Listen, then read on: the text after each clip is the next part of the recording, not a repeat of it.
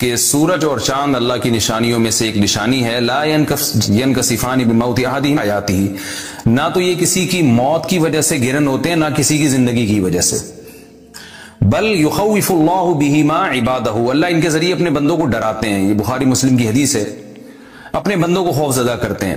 تو یہ اللہ کی نشانیاں ہیں، اور آپ صلی اللہ علیہ وسلم نے اس موقع پر نماز کا حکم دیا، اللہ کے سامنے عاجزی اور انکساری کا حکم دیا. دیکھیے یہاں ایک بہت اہم پوائنٹ کی بات ہے ان لوگوں کے لیے جو اسلام کے خلاف ہیں، جو محمد صلی اللہ علیہ وسلم سرور دو عالم سید الانبیاء صلی اللہ علیہ وسلم کو سچا نبی نہیں مانتے.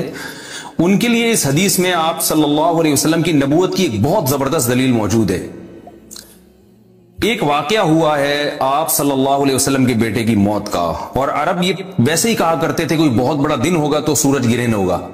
تو کوئی بھی شخص جو جھوٹا نبی ہو، آپ خود بتائیے کہ کیا وہ ایسے موقع پہ اس واقعے کو اپنے حق میں کیش نہیں کرائے گا، اور وہ یہ کہے گا نہیں کہ میں تو پہلے ہی کہتا تھا کہ میں بہت بڑی شخصیت ہوں اور میرے بیٹے کی موت ہونا، ایک پیغمبر کے بیٹے کی موت ہونا ہے تو یقیناً یہ اس اللہ کی طرف سے ایک نشانیاں ہے، یہ نشانی ہے سورج کا گرہن ہونا، یہ بتانے کے لیے ہے کہ واقعی یہ بہت بڑا دن ہے، اور میں یعنی یہ بہت بڑا دن اس اعتبار سے کہ ایک نبی کے بیٹے کی موت واقع ہوئی ہے.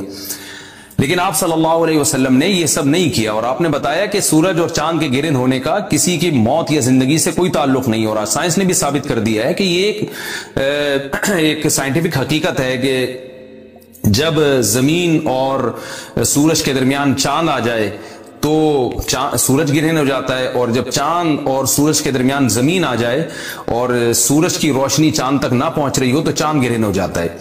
تو یہ اس میں عبرت کی بات بھی ہے ان لوگوں کے لیے جو آپ صلی اللہ علیہ وسلم کی نبوت میں شک کرتے ہیں.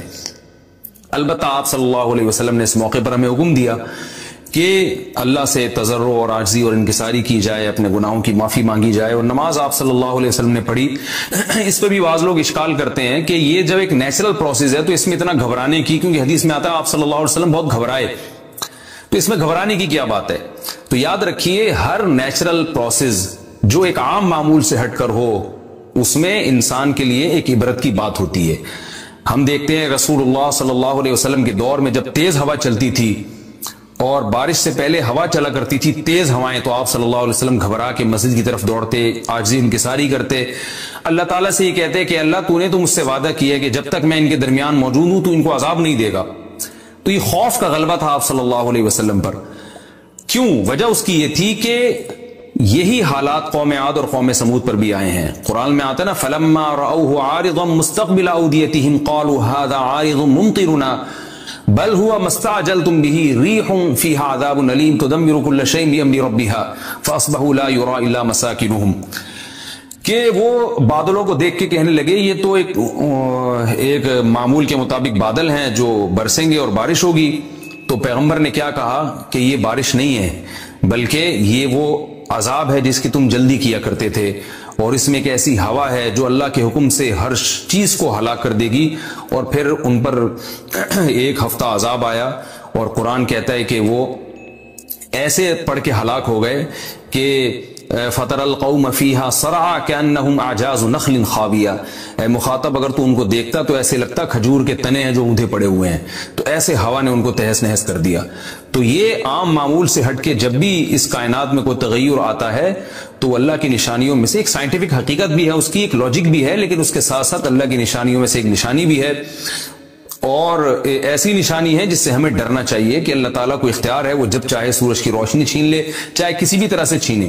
اور یہ بھی ایک سائنٹیفک حقیقت ہے جو آپ صلی اللہ علیہ وسلم کی نبوت پر جس نے ایک مہر لگا دی ہے کہ سورج اور چاند کا گرہن ہونا، اگرچہ اس کی ایک لاجک ہے کہ چاند سورج کے سامنے آ جائے تو سورج گرہن ہو جاتا ہے، لیکن اس بارے میں جو ہماری تحقیق ہے، جو سائنسدان کہتے ہیں کہ یہ وقت اس یعنی خطرے کا وقت ہوتا ہے. سورج سے ایسی خطرناک ریز نکلتی ہیں جو نقصان کا سبب بن سکتی ہیں. تبھی بعض حضرات سورج کی طرف دیکھنے سے بھی منع کرتے ہیں. اور یعنی نظام میں تھوڑی ایک عام نارمل روٹین سے ہٹ کے اس کائنات کا نظام چلتا ہے.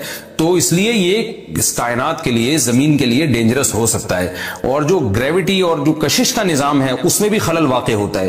تو ایسا نہیں ہے کہ یہ بالکل ایک نارمل کنڈیشن ہوتی ہے اور اس کا کوئی نقصان ہی نہیں ہے، یہ بالکل غلط ہے.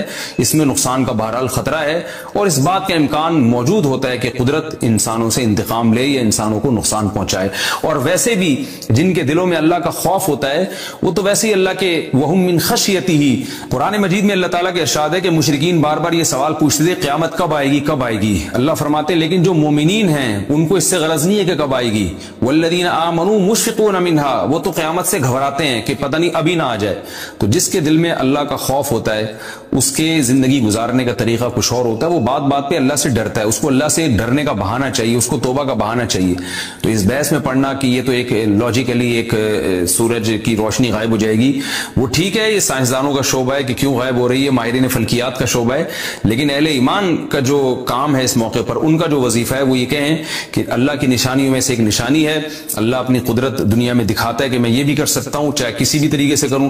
تو ہمیں اس موقع پر بہرحال اللہ کے سامنے جھکنا چاہیے، اپنے گناہوں سے معافی مانگنی چاہیے، اور وہی عمل کرنا چاہیے جو رسول اللہ صلی اللہ علیہ وسلم نے ہمیں بتایا ہے. اور اس بارے میں جو توہمات پھیلے ہوئے ہیں اس سے بھی ہمیں اجتناب کرنا چاہیے. جیسے نبی صلی اللہ علیہ وسلم نے عربوں کے وہم کو دور کیا ہے، بھائی اس کا کسی کی موت اور زندگی سے کوئی تعلق نہیں ہے.